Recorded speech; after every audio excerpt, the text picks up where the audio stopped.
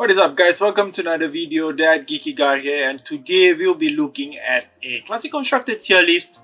So I've decided to do this tier list right after Nationals so we can get a good overview of what the heroes are and all those popular heroes, all those matchups.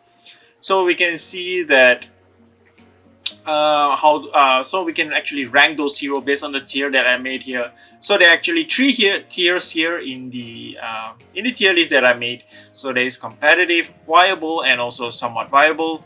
So three tiers, pretty streamlined. So we can actually put those heroes right into the tier that they belong.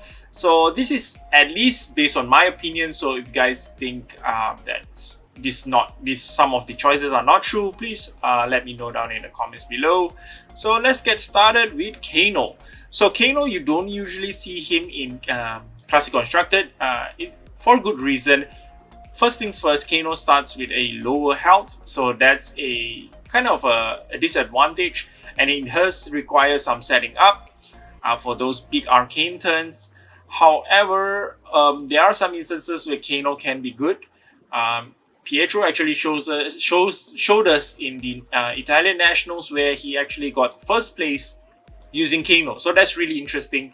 But as for now, depending on your local meta and things like that, some people might not. Maybe your local meta doesn't run any now rune equipment, so Kano might be good there.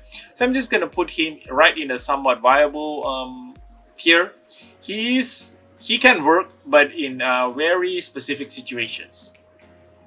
The next hero we're gonna look at is Dash. So if you guys might already know, Dash actually won the Malaysian Nationals.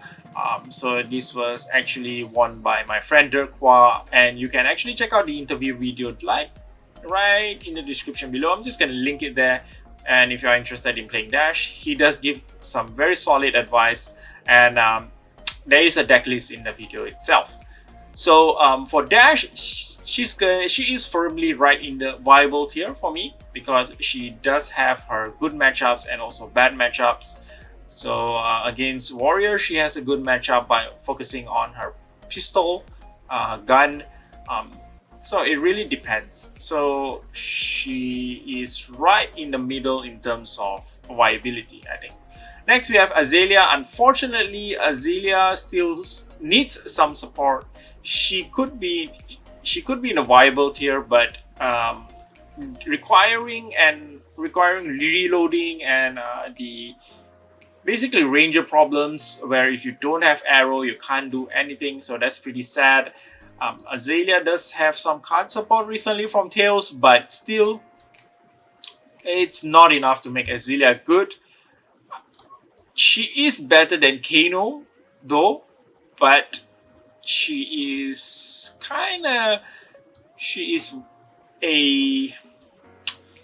there should be a tier between viable and somewhat viable. Then I'm going to put her there, but I'm just gonna put her in the somewhat viable tier. So I'm gonna put her right in front of Kano, just to make sure that she has a place.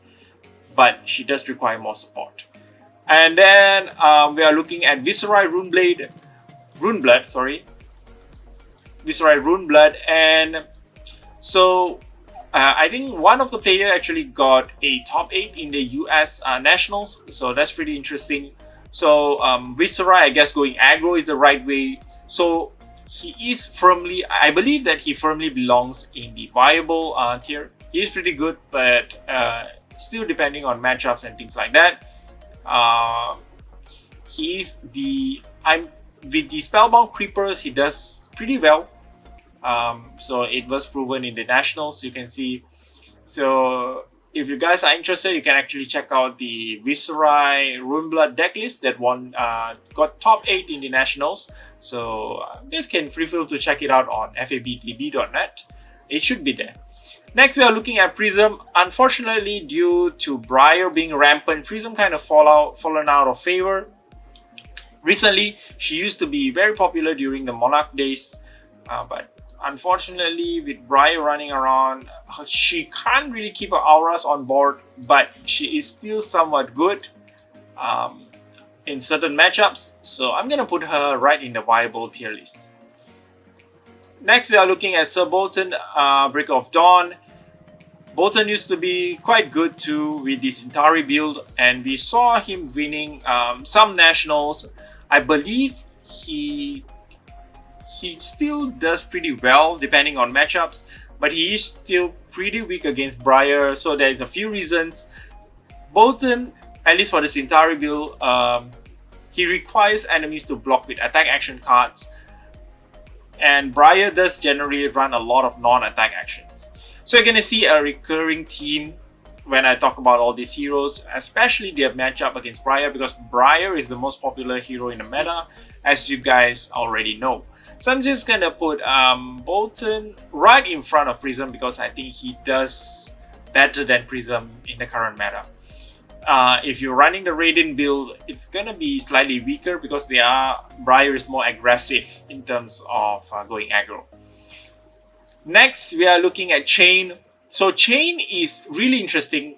He was so OP the last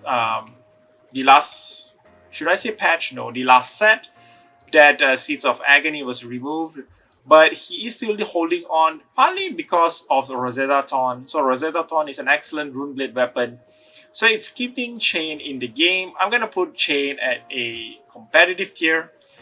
He did pretty well in nationals across the world, so I believe he still is a competitive deck to build, especially with access to the Carrion Husk. 6 block is excellent, so that's one of the reasons why Chain is there. So next we have Levia. Unfortunately, Levia, not many people actually try her out, so I believe she has her weaknesses. She doesn't have access to Rhinar's Intimidation, so even she could do some 6 damages, it's not enough, and you do have to rely on your bros quite a lot in order to gain those action points in order to go again and do big damages. So I'm gonna put, but I do believe that she is better than Azalea, so I'm gonna put her in a somewhat viable tier with her being in front of Azalea. Next we have Dorinthea Ironsong, the Warrior. So Warrior is pretty good.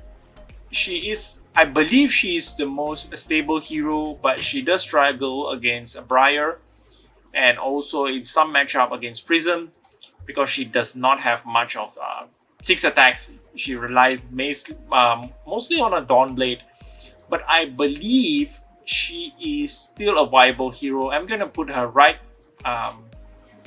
behind Dash. Malaysian Nationals finalists actually run a Dorinthea Session. My friend actually runs Dorinthea, so we can't discount her ability to get in top 8 and things like that. Dorinthea is still a solid hero to run.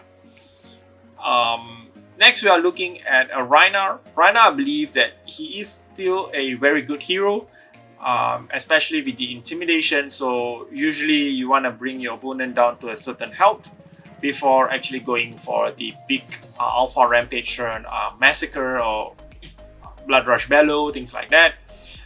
So Rhinar, I believe, is still pretty good. I'm gonna put him either in front of Viserai or right behind, but I believe they are quite neck and neck in terms of viability. Next, we are looking at Bravo. I believe Bravo is the only WTR hero that is still doing well in the current set because of his access to Crippling Crush, which basically hampers his opponent's ability to hold their hands. So in the current aggressive meta where Briar loves to hold a huge hand, Bravo basically disrupts that. And he also runs things like Disable, which basically puts the opponent arsenal down, the card in the arsenal down to the bottom of the deck, and things like that. Spinal Crush prevents go again. So these things actually disrupts Briar. So I believe he is still in the competitive tier. He's a solid hero, a very good hero in that. Next, we are looking at Katsu. Unfortunately for Katsu, he used to be a very solid hero to run, especially the aggro Katsu, which has been very popular. But because of Briar, he has fallen out of favor. And he did not actually perform that well in the recent nationals. So I'm just gonna put him somewhere in the viable tier, but maybe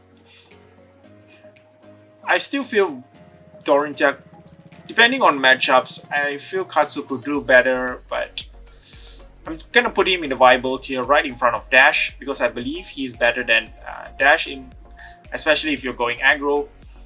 But when you are facing against Briar, the aggro version, Katsu is going to struggle because if you are racing against Briar, you're gonna take a lot of damage, and Briar has access to their embodiment of Earth, so that's gonna be a bit tough to punch through. So next we are looking at Oldheim. So Oldheim is pretty good. He's done pretty well in the Nationals. I believe because of the Briar running around, Oldheim does very well in disrupting them by having access to his own ability, which is a defense reaction, built-in defense reaction, and then he has the access to Crown of Sea to prevent those one pesky arcane damage. So I believe Oldheim is a competitive deck with his shield, which is the rampart shield something, I forgot the name, and then we have access to Winter's Wheel, which basically forces a frostbite, and Briar, the aggro version at least, has runs a lot of zero cost attacks and doesn't have much blues, so Oldheim disrupts the game. Briar, of course, easily in the competitive tier. You see this hero running around, both because of the aggro nature of the deck and also the simplicity of the deck, the flexibility in the ways you can play Briar.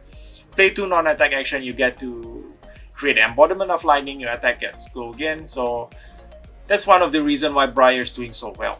Next, we are looking at Lexi. Lexi is actually pretty good against Briar, the Ice Lexi specifically. So you see a lot of people actually running the Ice Lexi. I want to put her in the competitive tier, but she is still facing some ranger issues. So if usually Lexi runs one of kind, and she does face the problem of running out of arrows and drawing into non-attack action. So that's gonna be a bit tough for her. This actually happens in the US National where the Ice Lexi actually ran out, didn't draw into any arrows. So that's pretty sad. Shout out to Clement for sticking to Lexi. My buddy actually runs Lexi. He does pretty well in the Malaysian Nationals. He got top 4 with an Ice Lexi deck. So Lexi is going to be, I'm going to put her right at the viable tier. She's very close to being competitive, but she still faces those ranger problems. So that's it, guys. That's for the tier. Just comment down below what you guys think about the tier list itself. Let me know anything you want to talk about down in the comments below. Do like, subscribe, and things like that. And see you guys in the next one.